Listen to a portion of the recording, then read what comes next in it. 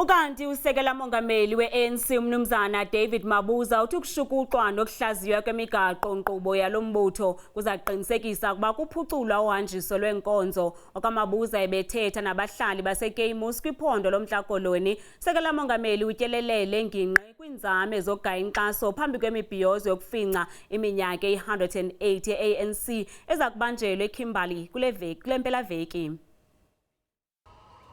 Le ndawo yaseKeimoes yenye yendawo ezisemaphandleni kwiphondo loMntla Koloni. Njengezinye indawo ijongene neengxaki eziliqela eziquka intswela-ngqesho, intlupheko, ukusetyenziswa kweziyobisi nolwaphulo-mthetho.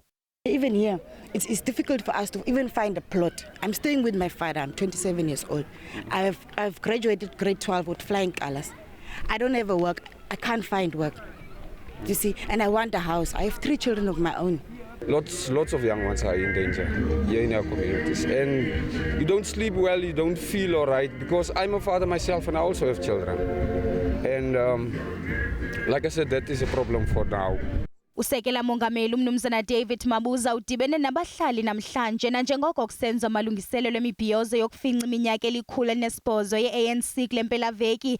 Ungene umzi nomzi wabamba nentlanganiso kunye nabahlali. OkaMabuza uthembise ukuba urhulumente uza kungenelela kwezi ngxaki zabahlali.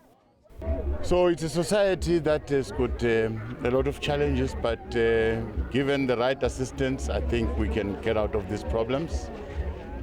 So there are a few programs that will target on young people, HIV and AIDS, that will try and turn the situation around. The challenges that are currently faced by our people, and try and improve on leadership, try and improve on wastages, on roadblock here in Marine Hill. A number of issues that this model will try and cap.